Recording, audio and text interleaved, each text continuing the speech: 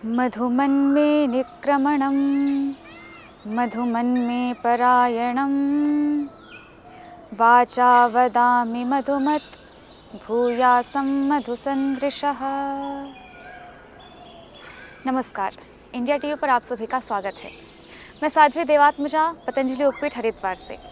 आज हम बात करेंगे स्किन प्रॉब्लम्स के बारे में, किस प्रकार की स्किन डिजीज़ होती हैं, फेशियल वर्क के बारे में कि आप किस प्रकार के आसनों को करके अपने शरीर पर, अपने चेहरे पर कांति लेकर के आएँ, तेज लेकर के आएँ। तो सर्वप्रथम जानते हैं कि शरीर में और हमारे स्किन में प्रॉब्लम्स क्यों होती हैं। तो जैसा कि हमने पहले के सेशन में देखा हुआ है, वात पित्त कफ त्रिदोषों के बारे में थोड़ा जाना हुआ है। तो त्रिदोषों में पित्त जो है उसके कारण स्किन में प्रॉब्लम्स होना, यदि पित्त दोष प्रकोपित हो जाता है अर्थात पित्त बढ़ जाता है, शरीर में गर्मी ज़्यादा होती है, चाहे वो आपके खान पान की वजह से हो या अन्य किसी कारणों से हो, तब यह समस्या हमें देखी जाती है कि स्किन में अलग अलग प्रकार की दिक्कतें होना, खुजली होना, लाल चकत्ते पड़ जाना, सोराइसिस, इस प्रकार की प्रॉब्लम्स जो बड़ी हो जाती हैं आगे चल कर के, इस प्रकार की समस्याएं देखने को मिलती हैं। तो जानते हैं कि इस प्रकार की समस्याएं क्यों होती हैं। तो पहला कारण बताया पित्त की वजह से। पित्त यदि बढ़ जाता है शरीर में, पित्त प्रकोपित हो जाता है, तब यह समस्या होती है।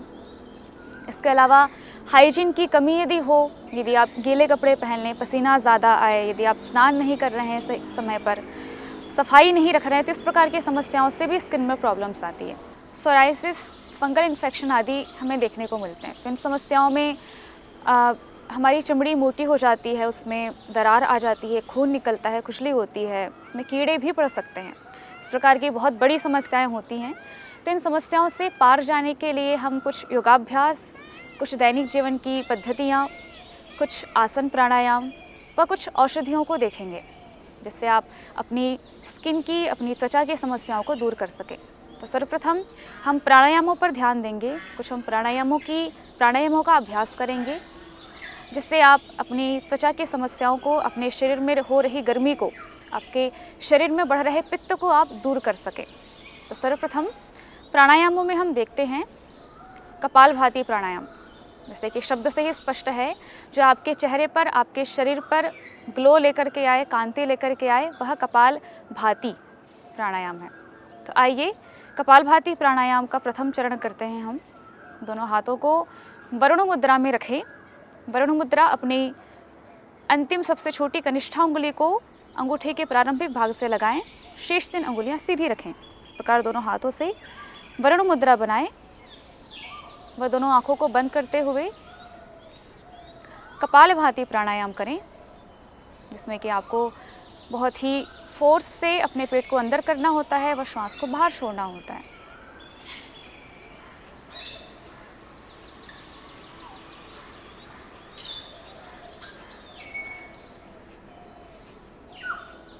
इस प्रकार कपालभाति प्राणायाम जो आपके चेहरे पर, आपके माथे पर ओज लेकर के आएगा, तेज लेकर आएगा, वह आपके शरीर की, आपके मुख की कांति बढ़ेगी, जिससे आप सौंदर्य को प्राप्त कर सकते हैं।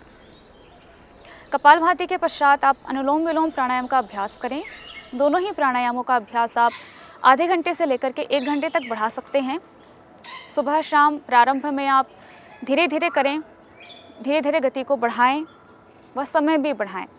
जैसे कि आप समय बढ़ाते जाएंगे, आपको उसका फ़र्क, उसका रिज़ल्ट आपको देखने को मिलेगा। आपके चेहरे पर एक विशेष कांति दिखेगी, आपका चेहरा ओज से भरा हुआ होगा।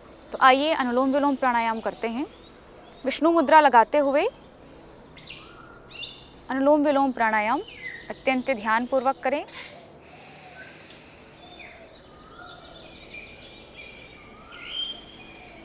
प्राणायाम करते हुए मन में ऐसे विचार करें कि इस प्राणायाम से मुझे यह लाभ मिलने वाला है। जिस भी बीमारी को आप सोच करके, जिस भी समस्या को ध्यान में रख करके आप प्राणायाम करते हैं, तो आपका मस्तिष्क उस प्रकार की समस्याओं से दूर जाने का प्रयास करता है और आपकी पूरे सेल्स उसी चिंतन में लग जाते हैं व आपकी समस्या धीरे धीरे दूर होना शुरू हो जाती है।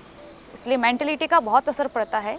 तो जब भी आप प्राणायाम करें, जब भी आसन करें, किसी प्रकार की कोई भी क्रिया करें, तो मन में यह भाव लेकर के आए कि इस क्रिया को करने से मेरे रोग दूर होंगे, इस क्रिया को करने से मेरी इच्छा जो है, मैं जिस पर्पस से यह कार्य कर रही हूँ, वो पूरा होगा।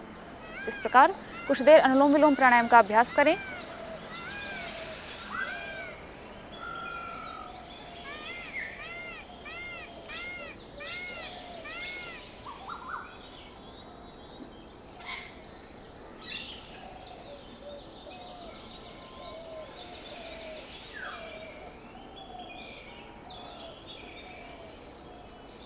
इस प्रकार प्रतिदिन आप अनुलोम विलोम प्राणायाम का अभ्यास लंबी गहरी श्वासों के साथ करें।